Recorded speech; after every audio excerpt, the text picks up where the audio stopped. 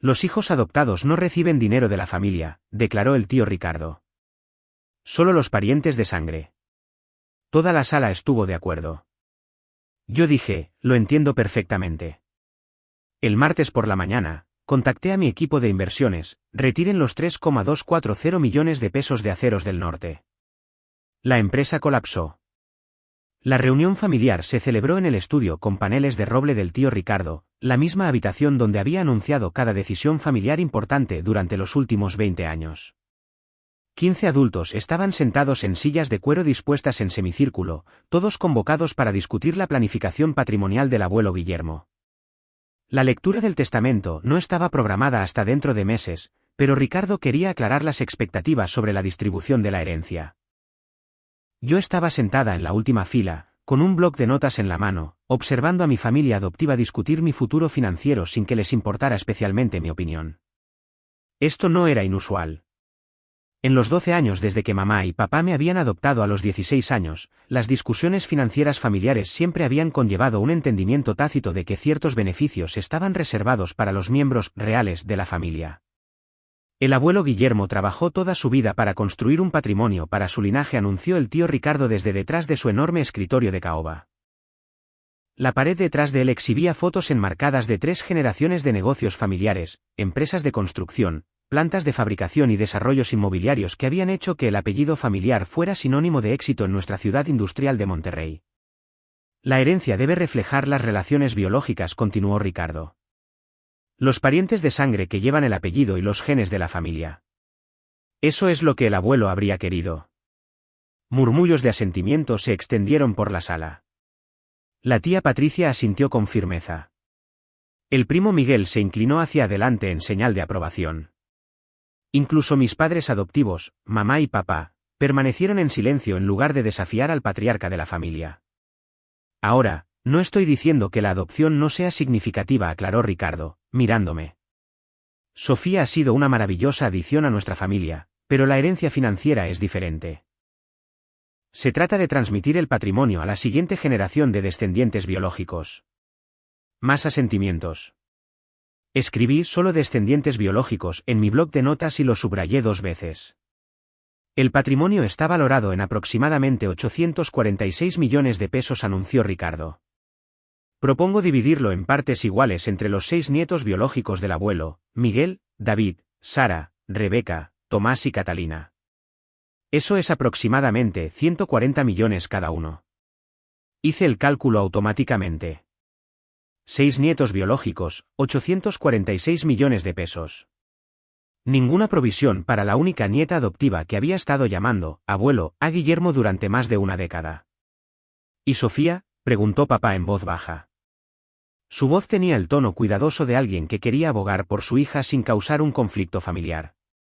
La expresión de Ricardo se suavizó con lo que parecía ser una compasión genuina. Sofía siempre será familia en todos los sentidos emocionalmente importantes. Pero los hijos adoptados no reciben dinero de la familia. Así es como funciona la herencia. Solo los parientes de sangre. La sala quedó en silencio por un momento. Podía sentir los ojos de todos sobre mí, esperando ver cómo reaccionaría al ser excluida financieramente de la familia de la que había sido parte desde la secundaria. Lo entiendo perfectamente, dije, cerrando mi bloc de notas.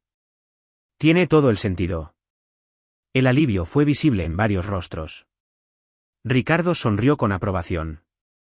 Me alegro de que te lo tomes con tanta madurez, Sofía.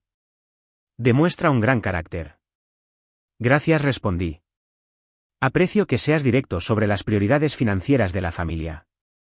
La reunión continuó durante otra hora, cubriendo detalles sobre estructuras de fideicomisos, implicaciones fiscales y consideraciones de plazos. Escuché cortésmente, haciendo ocasionalmente preguntas aclaratorias sobre procedimientos y requisitos legales. Mi formación en finanzas me hacía útil para las discusiones técnicas, aunque no me beneficiara de las decisiones que se estaban tomando. Cuando la reunión terminó, varios miembros de la familia se me acercaron con expresiones de simpatía mezcladas con alivio. Estás manejando esto muy bien, dijo la prima Sara, apretándome el hombro.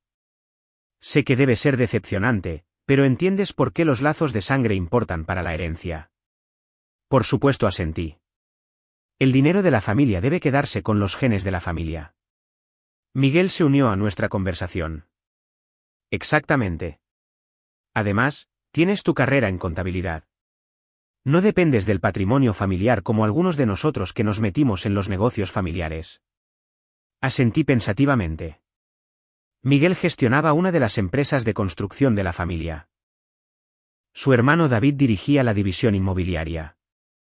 La mayoría de mis primos biológicos habían construido sus carreras dentro del ecosistema de negocios familiares, apoyados por el capital de generaciones anteriores. Es diferente cuando te has hecho a ti misma, dije. Nunca he dependido del dinero de la familia para nada. Eso es lo que te hace tan fuerte, añadió la tía Patricia. Has construido tu propia vida independiente. Independiente, hecha a sí misma, fuerte. La familia siempre había usado estas palabras para describir mi situación, y yo nunca había corregido sus suposiciones sobre cómo era realmente mi vida independiente. El martes por la mañana, estaba sentada en mi oficina del centro revisando los documentos financieros que me había traído de la reunión de Ricardo. Aceros del Norte, SADCB, se mencionaba prominentemente en todos los materiales de planificación patrimonial. Era la joya de la corona del imperio empresarial del abuelo Guillermo, la empresa que había generado gran parte de la riqueza de la familia durante los últimos 30 años. Abrí mi plataforma segura de gestión de inversiones y navegué hasta el resumen de mi cartera. Activos totales bajo gestión, 21,600 millones de pesos. Patrimonio neto personal, 10,440 millones de pesos. Las cifras representaban 15 años de inversión estratégica, comenzando con una modesta herencia de mi abuela biológica y creciendo a través de riesgos cuidadosamente calculados en mercados emergentes. Localicé las tenencias de Aceros del Norte dentro de mi cartera. La inversión estaba estructurada a través de 4 empresas fantasma diferentes para mantener el anonimato: Grupo Capital Cumbre, 22%, Socios de Crecimiento Estratégico, 18%, Fondo de Innovación Industrial, 15%, y Grupo de Inversión Legado, 12%. Combinadas, estas entidades controlaban el 67% de Aceros del Norte, SADCB. El tío Ricardo no tenía idea de que la mayor accionista de su empresa era la sobrina adoptiva que acababa de excluir de los beneficios financieros familiares. Tomé mi teléfono seguro y llamé a Hernán Valdés, mi gestor de inversiones en Capital Bursátil de México. Hernán, necesito liquidar las posiciones de Aceros del Norte. Las 4 empresas fantasma, retirada completa. Sofía, esa es una posición sustancial. 3,240 millones de pesos en capital invertido, además eres la accionista mayoritaria. Una retirada completa desestabilizará la empresa de forma significativa. Entiendo las implicaciones. ¿Puedo preguntar qué motiva esta decisión? Aceros del Norte ha sido uno de nuestros activos con mejor rendimiento. Crecimiento de ingresos, cuota de mercado en expansión, un equipo de gestión sólido. Miré por la ventana de mi oficina el horizonte de la ciudad. Varios edificios en el centro de la ciudad habían sido construidos por empresas familiares, sus letreros llevaban el apellido que yo compartía por adopción, pero aparentemente no por derechos de herencia financiera. La inversión ya no se alinea con mis valores, dije. Entiendo. ¿Cómo quieres estructurar la retirada? Podríamos hacerlo gradualmente a lo largo de varios trimestres para minimizar la perturbación del mercado. No, quiero una liquidación inmediata. ¿Hoy? Hernán se quedó en silencio por un momento. Sofía, una retirada inmediata de 3,240 millones de pesos creará graves problemas de flujo de caja para Aceros del Norte. Probablemente necesitarán financiación de emergencia en cuestión de días, posiblemente protección por bancarrota en cuestión de semanas. Esa es su responsabilidad de gestionar. También va a afectar a todos los empleados de la empresa. Aceros del Norte emplea a más de 400 personas. Consideré esta información cuidadosamente. 400 puestos de trabajo, muchos de ellos ocupados por personas que habían trabajado para la empresa durante décadas.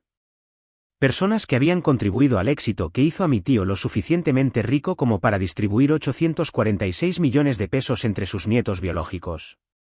Hernán, ¿qué porcentaje de la fuerza laboral de Aceros del Norte estimarías que gana menos de 900,000 pesos anuales? Probablemente del 60 al 70%. Es una empresa de fabricación. Muchos trabajadores de planta, operadores de equipos, personal administrativo. ¿Y qué porcentaje de los miembros de la familia que heredan del patrimonio del abuelo Guillermo trabajan directamente en los negocios familiares? No estoy seguro de entender la conexión. Sígueme la corriente. Hernán hizo una pausa mientras pensaba. Basado en lo que me has contado sobre la estructura de tu familia, probablemente la mayoría de ellos. Tus primos gestionan varias divisiones, tu tío supervisa las operaciones. Todos ellos reciben salarios de las empresas que tu cartera de inversiones ha estado apoyando. Entonces, cuando retire mi financiación, las personas con más probabilidades de perder sus empleos son los empleados que no fueron invitados a las reuniones de herencia familiar, mientras que las personas que recibirán 140 millones de pesos cada una son las mismas que podrían encontrar un empleo alternativo dentro de la red de negocios familiares. Esa es una forma interesante de analizarlo. Procede con la retirada, dije. Liquidación completa, con efecto inmediato. La primera llamada llegó a las 2:47 de la tarde. El nombre del tío Ricardo apareció en la pantalla de mi teléfono, pero dejé que saltara el buzón de voz. Sofía, necesito hablar contigo inmediatamente. Algo está pasando en la empresa y creo que podría haber algún tipo de ataque coordinado contra nuestros inversores. Llámame en cuanto recibas esto. La segunda llamada llegó a las 3:23 de la tarde, esta vez del primo Miguel. Hola, no sé si te has enterado, pero la empresa de papá está teniendo algún tipo de crisis financiera. Inversores importantes se están retirando y él está entrando en pánico. Como trabajas en finanzas, pensé que tal vez podrías ayudarnos a entender qué está pasando. Llámame. A las 4:30 de la tarde, tenía 12 llamadas perdidas de varios miembros de la familia y un mensaje de texto de mamá. Ricardo pregunta si sabes algo sobre empresas de inversión. Cree que alguien está atacando los negocios familiares. Por favor, llámalo. A las 5:15 de la tarde, Hernán llamó para informarme sobre el estado de la retirada. Está hecho, dijo. Todas las posiciones liquidadas, los fondos transferidos a tus cuentas principales. El precio de las acciones de Aceros del Norte cayó un 43% en las últimas 2 horas de negociación. Están convocando reuniones de emergencia de la junta directiva y contactando a fuentes de financiación alternativas. ¿Algún impacto operativo inmediato? Su director financiero anunció que suspenden todos los proyectos de expansión e implementan una congelación de contrataciones. Probablemente anunciarán despidos en una semana si no pueden asegurar una financiación de reemplazo. ¿Y la compensación de la dirección? Esa información no es pública, pero normalmente los salarios de los ejecutivos están protegidos más tiempo que los puestos de los trabajadores de línea durante una crisis financiera. Colgué y conduje a casa, a mi modesto apartamento. Había elegido deliberadamente vivir por debajo de mis posibilidades, manteniendo la apariencia de alguien que tenía un trabajo estable de contabilidad en lugar de alguien que gestionaba casi 22.000 millones de pesos en activos. El engaño había sido útil para observar las verdaderas actitudes de mi familia sobre la adopción, las relaciones biológicas y la inclusión financiera. El miércoles por la mañana trajo 17 llamadas perdidas durante la noche. Escuché los mensajes de voz mientras tomaba café en mi cocina. La voz de Ricardo había pasado de la confusión al pánico y a la desesperación. El último mensaje, dejado a las 2:33 de la madrugada, era apenas coherente. Sofía, no sé qué hicimos para merecer esto, pero alguien está destruyendo todo lo que nuestra familia construyó. Por favor, si tienes alguna conexión en el mundo financiero, necesitamos ayuda. Vamos a perderlo todo. A las 8:30 de la mañana, sonó el timbre de mi puerta. A través de la mirilla, pude ver al tío Ricardo de pie en mi pasillo. Parecía haber envejecido 5 años de la noche a la mañana, el pelo desordenado, la ropa arrugada, los ojos rojos por el estrés y el insomnio. Abrí la puerta. Gracias a Dios que estás aquí, dijo, pasando a mi lado para entrar en mi apartamento. Te he estado llamando durante horas. Estaba durmiendo, dije, cerrando la puerta. ¿Qué pasa? Ricardo se derrumbó en mi sofá, sujetándose la cabeza con las manos. Alguien está destruyendo nuestra empresa. Nuestros principales inversores, todos ellos, se retiraron ayer. 3,240 millones de pesos, desaparecidos. Así como si nada. Me senté frente a él en mi sillón de segunda mano. Eso suena terrible. Se pone peor. Sin esa financiación, no podemos pagar las nóminas el próximo mes. No podemos cumplir nuestros contratos existentes. No podemos mantener nuestro equipo. El banco ya está llamando por las garantías de los préstamos. ¿Qué creen los otros miembros de la familia que está pasando? Miguel cree que es un competidor tratando de forzar una adquisición hostil. David cree que podría estar relacionado con alguna investigación regulatoria. Patricia cree que es solo mala suerte, fuerzas del mercado. ¿Qué crees tú? Ricardo me miró con ojos agotados. Creo que alguien se enteró de nuestra reunión de planificación patrimonial y decidió castigarnos por ello. Mantuve mi expresión neutral. ¿Por qué a alguien le importaría su planificación patrimonial? Porque a alguien no le gusta cómo estamos manejando la herencia. Alguien piensa que los hijos adoptados deberían recibir dinero de la familia y está usando la guerra financiera para demostrar su punto. Eso parece una forma muy elaborada de expresar desacuerdo sobre la ley de sucesiones. A menos que, dijo Ricardo lentamente, la persona que no está de acuerdo tenga los recursos para hacer algo al respecto. Nos quedamos en silencio durante varios minutos. Ricardo continuó sujetándose la cabeza con las manos mientras yo procesaba las implicaciones de su declaración. Ricardo, dije finalmente, ¿qué harías si descubrieras que las inversiones que mantenían a flote tu empresa provenían de alguien a quien habías excluido de los beneficios financieros familiares? Levantó la vista bruscamente. ¿Qué clase de pregunta es esa? Una hipotética. Si descubrieras que un miembro adoptado de la familia había estado apoyando anónimamente los negocios familiares durante años y luego retiró ese apoyo después de que le dijeran que los hijos adoptados no reciben dinero de la familia, ¿cómo reaccionarías? El rostro de Ricardo se puso pálido. Sofía, ¿por qué me preguntas esto? Me levanté y cogí mi portátil del escritorio. Abrí el panel de mi cartera de inversiones y giré la pantalla hacia Ricardo. Porque quiero saber si tu postura sobre la herencia biológica se extiende a la inversión biológica, dije. Ricardo miró la pantalla durante un largo momento, sus ojos recorriendo los números. Valor total de la cartera, 21,600 millones de pesos. Tenencias de Aceros del Norte, $0. Liquidado. Historial de transacciones que mostraba la retirada completa de ayer. Esto dice que tenías 3,240 millones de pesos invertidos en mi empresa, susurró. ¿Tenía? Tiempo pasado. Tú eres la inversora principal. Tú eres la que se retiró. Soy la miembro adoptada de la familia que decidió que si los hijos adoptados no reciben dinero de la familia, entonces las empresas familiares no reciben dinero de los hijos adoptados. Ricardo dejó mi portátil a un lado y me miró directamente. Sofía, no tenía idea de que tuvieras este tipo de patrimonio. Lo sé. Si lo hubiera sabido, la discusión sobre la herencia habría sido completamente diferente. ¿Lo habría sido? Ricardo se quedó en silencio por un momento. ¿Sinceramente? Probablemente no.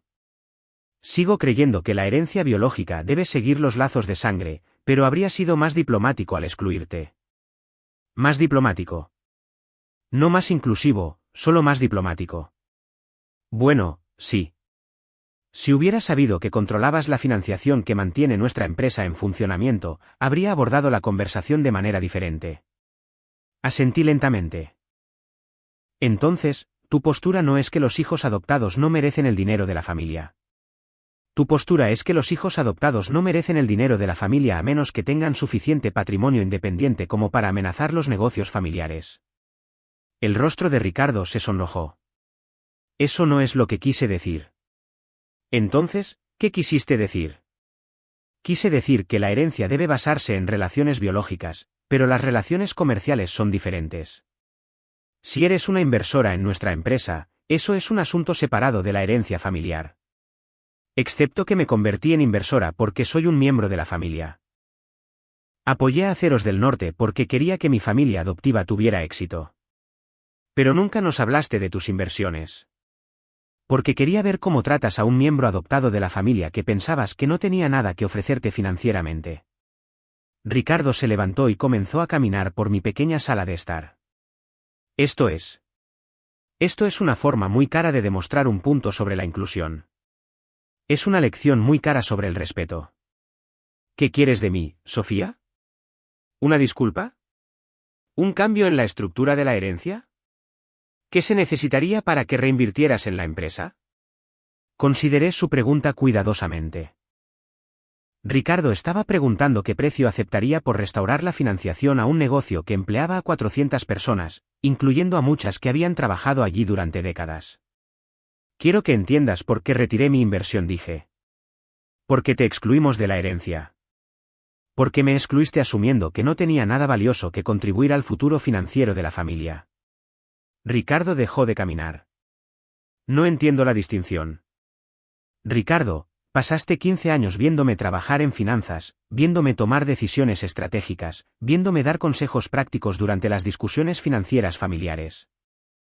¿Alguna vez se te ocurrió que alguien con mi formación podría tener capacidad de inversión? No a este nivel, no. ¿Se te ocurrió que alguien podría estar ayudando a financiar los negocios familiares de forma anónima? No. ¿Consideraste que tu sobrina adoptiva podría haber mantenido deliberadamente un estilo de vida modesto para observar cómo la familia trataba a las personas que percibían como financieramente dependientes? Ricardo se sentó de nuevo en mi sofá. No, nada de eso se me ocurrió. Entonces, cuando anunciaste que los hijos adoptados no reciben dinero de la familia, no solo me estabas excluyendo de la herencia.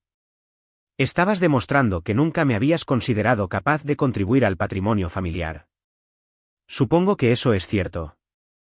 Lo que significa que tu decisión no se trataba realmente de relaciones biológicas versus adoptivas. Se trataba de asumir que los miembros adoptados de la familia son cargas financieras en lugar de activos financieros. Ricardo estuvo en silencio durante mucho tiempo, procesando lo que había dicho. Finalmente, habló. ¿Qué pasa ahora? ¿Con la empresa? Quiero decir, ¿con los empleados? Eso depende de lo que hayas aprendido de esta experiencia. He aprendido que hacer suposiciones sobre la capacidad financiera de las personas puede tener consecuencias graves. ¿Qué más? He aprendido que los miembros adoptados de la familia pueden tener recursos y capacidades que los miembros biológicos de la familia no reconocen. ¿Y? Ricardo pensó por un momento más. He aprendido que tratar a los miembros de la familia como inferiores por su condición de adoptados no solo es moralmente incorrecto, sino potencialmente catastrófico desde el punto de vista financiero. Abrí mi portátil de nuevo y saqué un nuevo documento. Estoy dispuesta a considerar la reinversión en Aceros del Norte bajo nuevos términos. ¿Qué tipo de términos? Primero, quiero una representación equitativa en las discusiones financieras familiares. Si están tomando decisiones que afectan a los negocios familiares, quiero tener voz como una de las principales partes interesadas. De acuerdo. Segundo, quiero que la estructura de la herencia se revise para incluir a los miembros adoptados de la familia. No necesariamente una distribución equitativa, pero sí una inclusión significativa. Ricardo dudó. Los otros miembros de la familia podrían oponerse a cambiar el plan de herencia previsto por el abuelo Guillermo. Entonces puedes explicarles que el plan de herencia previsto por el abuelo Guillermo se construyó sobre un patrimonio generado por empresas que yo he estado financiando durante años. Entendido. ¿Qué más? Tercero, quiero transparencia. No más suposiciones sobre quién tiene dinero y quién no. No más exclusiones basadas en el estatus financiero percibido. Entendido. Redacté un acuerdo preliminar y se lo mostré a Ricardo. 2,700 millones de pesos en reinversión, estructurados como una asociación formal en lugar de una financiación anónima. Tú mantienes el control operativo. Yo obtengo representación en la junta directiva y revisiones financieras trimestrales. Ricardo leyó los términos cuidadosamente. Esto es en realidad mejor que nuestra estructura de financiación anterior. Más capital, una gobernanza más clara, una mejor supervisión. Es lo que sucede cuando tratas a los miembros de la familia como socios en lugar de como cargas. Ricardo firmó el acuerdo y luego me miró. Sofía, te debo una disculpa. No solo por la reunión de ayer, sino por 15 años de tratarte como alguien que necesitaba el apoyo familiar en lugar de como alguien que lo estaba proporcionando. Disculpa aceptada. Y necesito convocar una reunión familiar de emergencia para discutir la revisión de la estructura de la herencia. Eso sería apropiado. Ricardo recogió sus papeles y se dirigió hacia mi puerta. En el umbral, se volvió. Una pregunta más. Cuando dijiste que entendías perfectamente nuestra postura sobre la herencia biológica, ¿lo decías en serio o ya estabas planeando esta retirada? Sonreí. Quise decir que entendía perfectamente su postura. Simplemente no estaba de acuerdo con ella. Durante el mes siguiente, observé cómo cambiaba la dinámica familiar mientras todos procesaban la nueva realidad. La estructura de la herencia se revisó para incluir una provisión sustancial para los miembros adoptados de la familia. Las discusiones sobre los negocios familiares comenzaron a incluir la opinión de parientes que antes se pasaban por alto. Y lo más importante, la suposición de que el estatus de adopción se correlacionaba con la dependencia financiera se corrigió permanentemente. Aceros del Norte se recuperó, más fuerte que antes, con una mejor capitalización y un liderazgo más diverso. Los 400 empleados conservaron sus puestos de trabajo y se crearon varios puestos nuevos a medida que la empresa se expandía a mercados que yo había identificado a través de mi investigación de inversiones. Pero el cambio más significativo fue en cómo la familia hablaba del éxito y la contribución. La narrativa cambió de los derechos de herencia biológica a la prosperidad inclusiva, de proteger el patrimonio familiar a hacer crecer el patrimonio familiar a través de las capacidades de todos. 6 meses después, en la lectura real del testamento del abuelo Guillermo, Ricardo se levantó antes de la distribución final.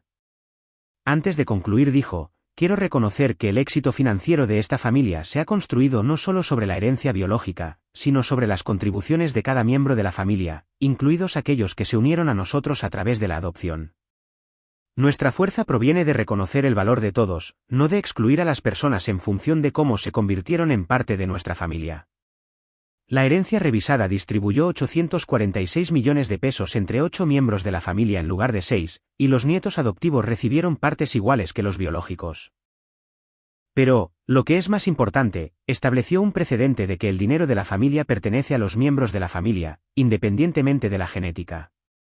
La sangre puede ser más espesa que el agua, pero los valores compartidos y el respeto mutuo son más espesos que la sangre. Gracias por ver este vídeo. No olvides darle me gusta y suscribirte al canal de Secretos Revelados para no perderte las últimas historias emocionantes.